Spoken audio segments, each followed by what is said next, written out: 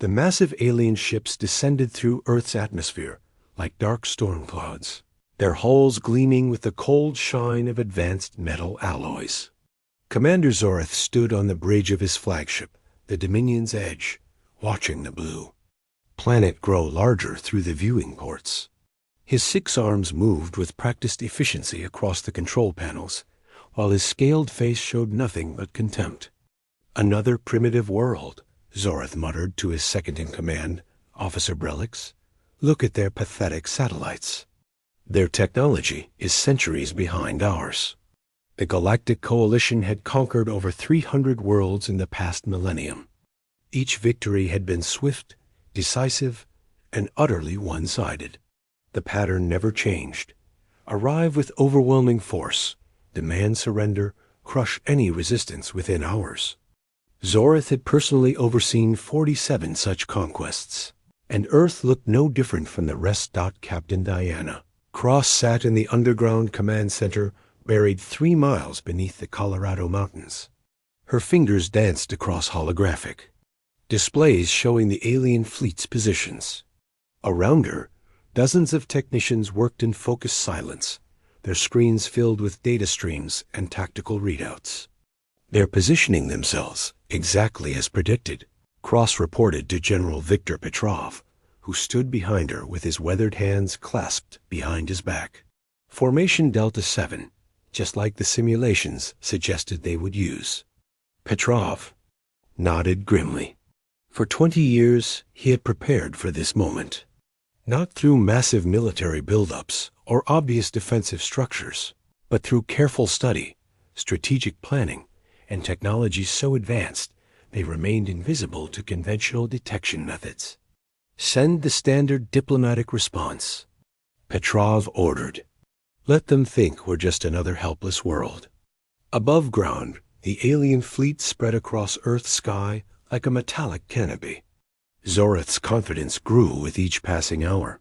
His scouts reported no military mobilization, no defensive positions, no signs of organized resistance. The humans seemed to be going about their daily lives as if nothing had changed. "Fascinating," Brelix observed, studying the scanner readings. "They show no fear response. Perhaps their species lacks proper survival instincts." Zoreth laughed, a harsh sound that echoed through the bridge. "Or perhaps they're simply too primitive to understand their situation. Send the ultimatum." The message broadcast across every communication channel on Earth. Zoreth's image appeared on screens worldwide, his reptilian features twisted into what he considered a diplomatic expression. "People of Earth," he began, his voice carrying the weight of absolute authority, "you have been chosen for integration into the Galactic Coalition. Surrender immediately, and your deaths will be swift. Resist, and your suffering will be legendary." In the command center, Cross and her team monitored the broadcast. The alien commander's words were translated in real time by their quantum computers. Each threat analyzed and cataloged. But instead of panic, the response was something Zoreth had never encountered before. Absolute calm. The reply came 12 minutes later, transmitted on the same frequency the aliens had used. A simple message, delivered by a middle-aged woman with steel-gray hair and unwavering eyes. "This is President Elizabeth Kane speaking for the people of Earth. We have received your ultimatum. Our response is simple.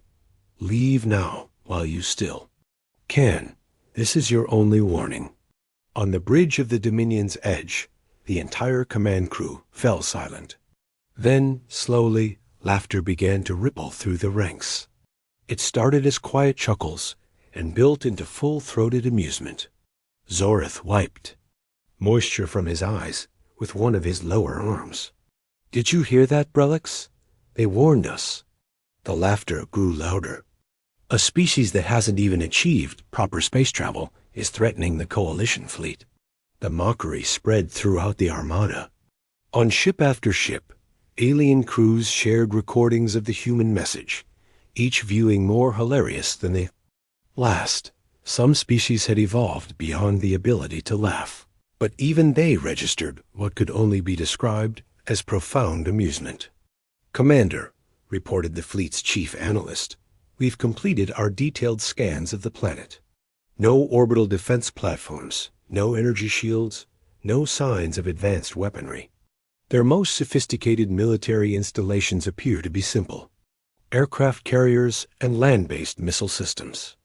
Zorith nodded with satisfaction. "Exactly as expected. Begin Phase 1 of the occupation protocol. Target their major population centers for demonstration strikes. Show them what real power looks like." But down in the Colorado facility, Cross was watching something entirely different on her displays. Hidden sensors throughout Earth's atmosphere were tracking every alien ship, cataloging their energy signatures, mapping their weapon systems, and identifying their weak points. The data flowed into quantum computers that had been working on this problem for decades. "All systems showing green across the board," reported Dr. James Fletcher, the facility's chief scientist.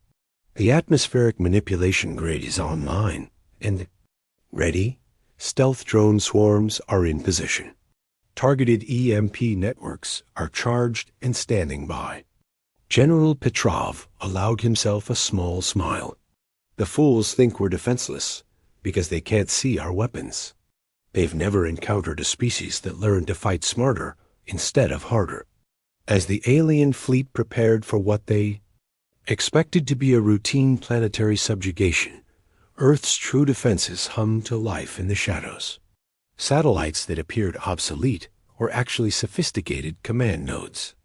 Underground cables carried signals through networks the aliens couldn't detect. And in hidden facilities around the globe, technologies that seemed impossible even by galactic standards were powering up for the first time. Zorith gave the order with casual indifference. "Begin the demonstration bombardment. Target their capital. Cities. Let's end this charade quickly." The first wave of alien weapons fired toward Earth's surface, energy beams and kinetic projectiles racing through the atmosphere at incredible speeds. On his bridge, Zorith watched the tactical display with bored satisfaction, already planning the victory celebration. But the expected explosions never came. Instead, the weapons simply vanished. Energy beams dispersed harmlessly into the atmosphere. Kinetic projectiles slowed to a stop and fell gently to the ground like metallic rain. The alien crew stared at their instruments in growing confusion. "What happened?" Zorith demanded. "Why didn't our weapons reach their targets?" The silence that followed was not one of victory, but of dawning horror. For the first time in Coalition history, their overwhelming firepower had been rendered completely useless. And somewhere far below, in a command center they didn't even know existed, Captain Diana Cross was preparing to show them exactly why humanity had survived every challenge their hostile universe had thrown at them. The laughter had stopped. Now the real war would begin. The confusion aboard the alien fleet was palpable. Commander Zorith's scaled hands trembled as he gripped the command console, his 6 eyes fixed on displays that made no sense. Every weapon system showed successful firing sequences, but Earth's surface remained untouched. "Run full diagnostics on all weapon arrays," he barked at his crew. Something must be malfunctioning.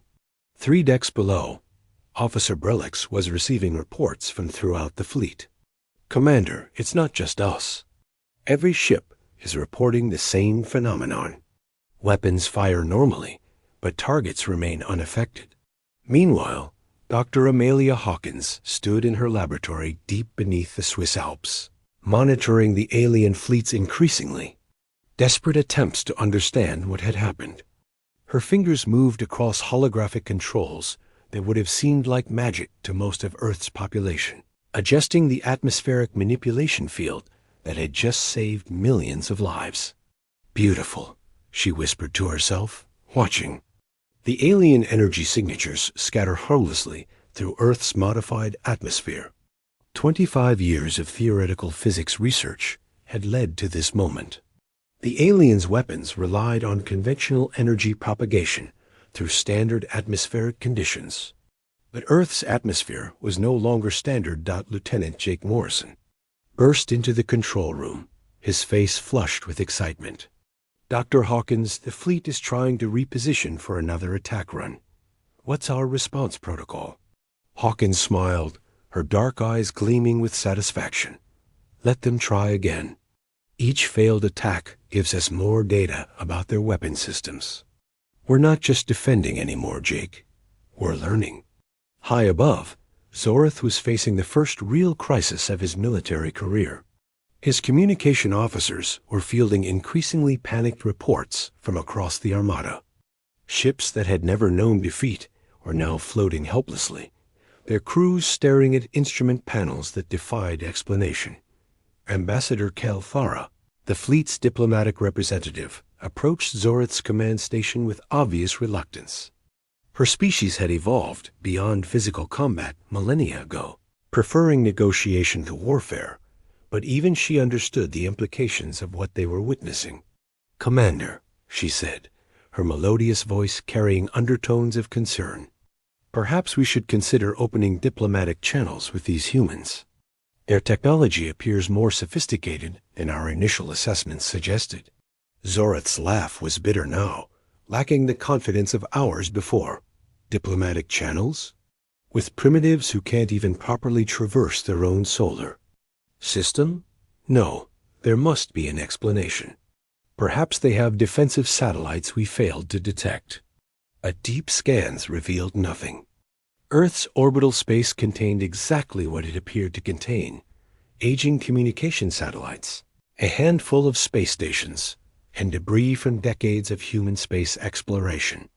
Yet somehow, these primitives had neutralized the most advanced weapons in the galaxy. Dr. Hawkins was now coordinating with defense teams across 6 continents.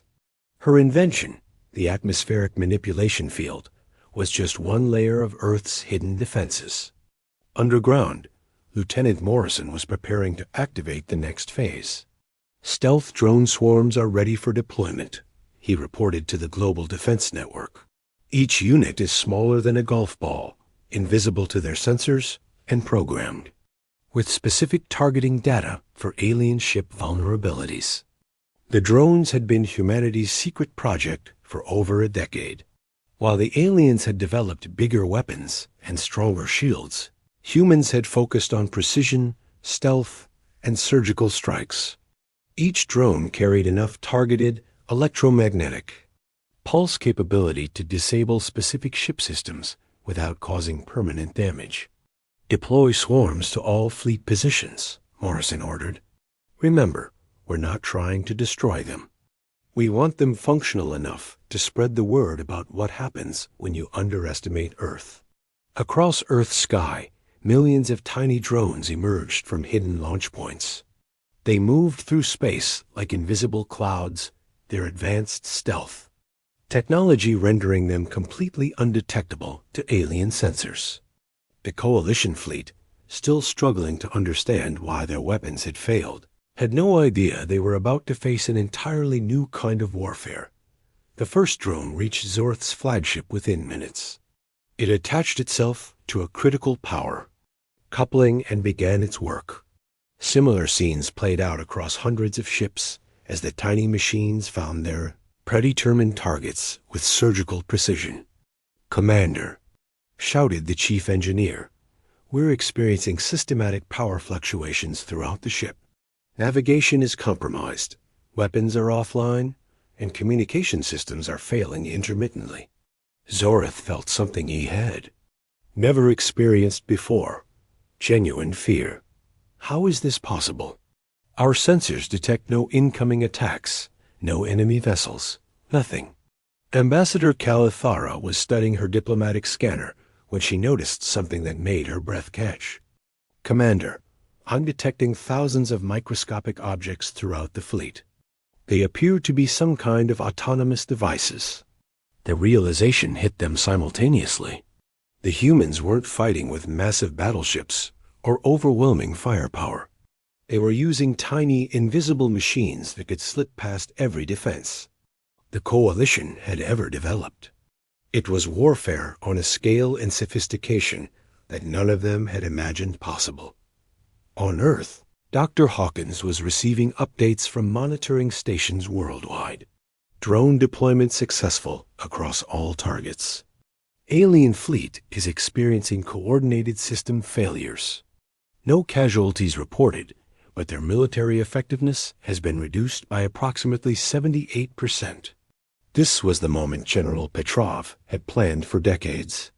Not a battle of mutual destruction, but a demonstration of technological superiority so complete that it would reshape the galaxy's understanding of human capabilities.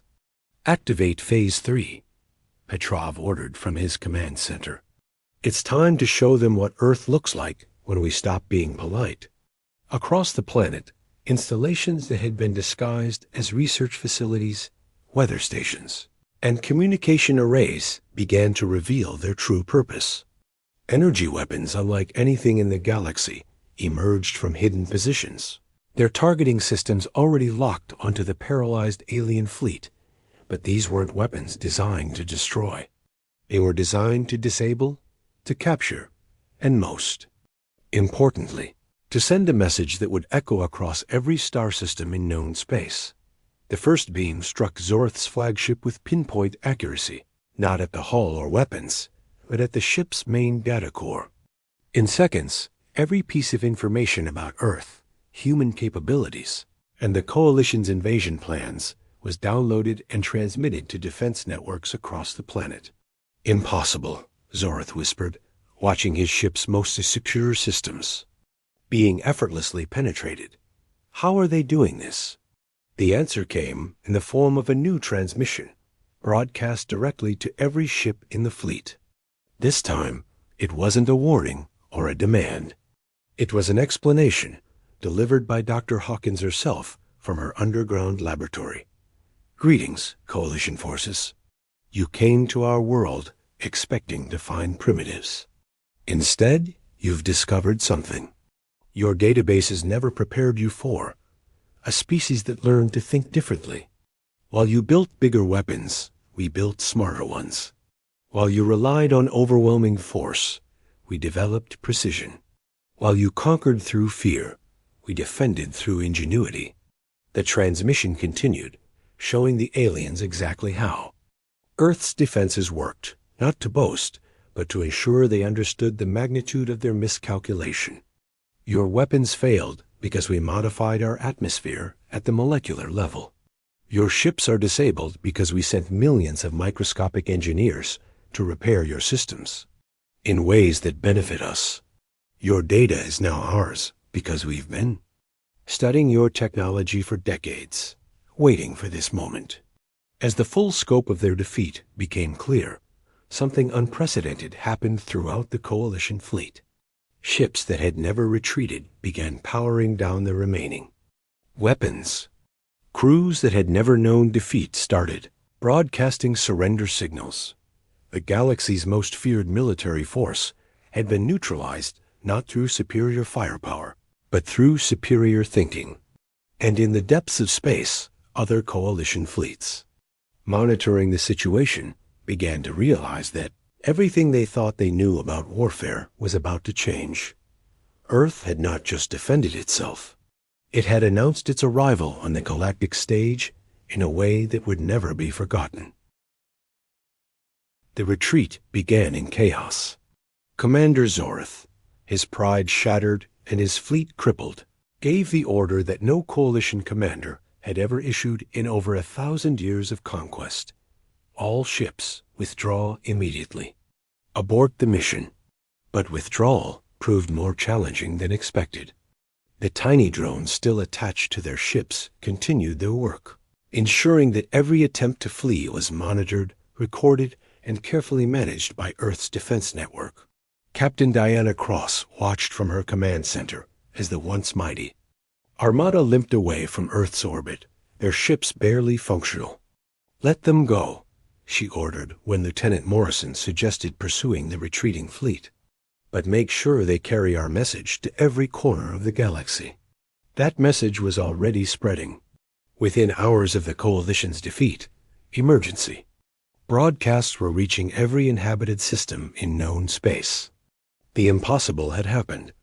A single planet had not only resisted the Coalition's overwhelming force, but had done so without firing a single destructive shot. High Chancellor Vex Andra of the Galactic Council received the report while presiding over a routine trade dispute between two minor systems. The elegant, crystalline being had lived for over 3 millennia and had witnessed the rise and fall of countless civilizations. Nothing surprised her anymore. Until now. "Play the transmission again," she commanded, her translucent form shimmering, with disbelief as she watched the footage of Earth's impossible defense. The holographic display showed Coalition ships, the galaxy's most feared weapons of war, being systematically disabled by invisible forces. It showed energy beams dissolving harmlessly in Earth's atmosphere.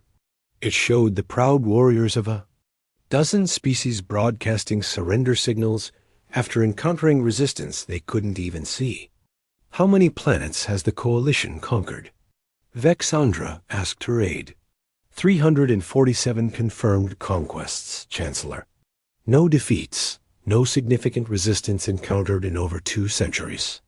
The Chancellor's form pulsed with what her species expressed as profound contemplation. In all her centuries of galactic politics, she had never seen anything that would reshape the balance of power so dramatically. A new player had entered the game, and they played by rules no one else understood. Meanwhile, on Earth, Dr. Amelia Hawkins was fielding communication requests from across the galaxy. Her laboratory, once known only to a handful of government officials, had become the most important diplomatic center in human history. "Dr. Hawkins," her assistant called out, "we're receiving formal contact requests from over 200 different civilizations. The Altarian Republic wants to establish trade relations. The Vegan Confederation is offering military alliance. The Centauri Collective is requesting technological exchange agreements." Hawkins shook her head in amazement. 12 hours ago, nobody knew we existed. Now everyone wants to be our friend. But not everyone was celebrating Earth's victory. In the depths of space, what remained of Zorth's fleet was being subjected to intense questioning by Coalition High Command. The interrogation was being conducted by Supreme Marshal Vikvar, a being whose species had evolved specifically for warfare and had never acknowledged the concept of defeat. "You're telling me," Vikvar's voice resonated through the communication chamber, "that a species without interstellar travel capabilities disabled your entire fleet without destroying a single ship?" Zorith's response was barely audible. "They didn't fight like any species we've encountered before, Marshal. They didn't try to match our strength. They simply made our strength irrelevant."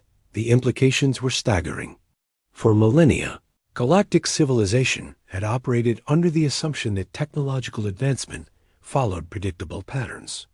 Bigger weapons, stronger shields, faster ships. Earth had demonstrated something that challenged the very foundation of that assumption. Captain Diana Cross was now coordinating with world leaders to establish Earth's first official interstellar diplomatic protocols. President Kane had appointed her as Earth's primary liaison with what they were calling the galactic community, a role she had never imagined she would hold. "Captain, General Petrov joined her in the command center. We are receiving requests for meetings from civilizations we didn't even know existed. How do we handle this?" Cross studied the star maps now displaying dozens of different species territories. "We do what we've always done, General. We adapt, we learn, and we make it clear that Earth is not interested in conquest, but we won't tolerate being conquered either." The message was already spreading through channels the Coalition couldn't monitor or control. Independent traders, diplomatic couriers, and scientific expeditions carried news of Earth's impossible victory to every corner of known space. Story grew with each telling, but the core remained the same. A single planet had defeated the galaxy's greatest military force without firing a shot in anger. On the Coalition homeworld of Drakmor, emergency sessions were being held at the highest levels of government. Species that had contributed ships and warriors to countless conquests were now questioning whether their entire military doctrine needed to be reconsidered. The humans appeared to have developed warfare techniques that render conventional military strength obsolete, reported Admiral Corthan to the assembled Coalition Council. Our analysts believe they may have been preparing for contact with galactic civilization for decades, possibly centuries. The truth was both simpler and more complex. Humans had indeed been preparing, but not because they knew about the galactic community. They had been preparing because they understood something about their own nature that the galaxy was only now discovering. Humanity's greatest strength was not their technology or their weapons, but their ability to think creatively under pressure. Dr. Hawkins was explaining this concept to a gathering of Earth's top scientists and military leaders. We won not because we had better weapons, but because we approached the problem differently. The Coalition expected us to fight their way with massive ships and overwhelming firepower. Instead, we fought our way with precision, stealth, and systems they couldn't even detect. The long-term implications were already becoming clear. Across the galaxy, military academies were scrambling to understand Earth's defensive techniques. Scientists were requesting access to human research. Diplomats were offering treaties and alliances with a species they had never heard of just days before. But perhaps the most significant change was happening in the minds of countless beings across thousands of worlds. For the first time in galactic history, a species had demonstrated that there was another way to approach conflict. The Coalition's method of overwhelming force was no longer the only path to survival in a hostile universe. High Chancellor Vexandra made her decision after days of deliberation. "Prepare my personal ship," she commanded. "I'm going to Earth." "Chancellor," her aide protested, "we have no diplomatic protocols established with this species. We don't even know if they'll receive you." Vexandra's crystalline form shimmered with what her people expressed as determination. "Then we'll establish new protocols. The galaxy has changed, and we must change with it." As her ship prepared for the journey to Earth, similar decisions were being made across dozens of star systems. The humans had done more than defend their world. They had announced the arrival of a new kind of thinking, a new approach to survival, and a new player in the ancient game of galactic politics. The Coalition's laughter had ended. Now, the galaxy would learn what it meant when humans said, "You were warned." In command centers across Earth, the work continued, not planning for the next battle, but preparing for something far more challenging, teaching a galaxy full of warrior species that there might be a better way to resolve their differences than through conquest and domination. The universe had just become a much more interesting place. The end.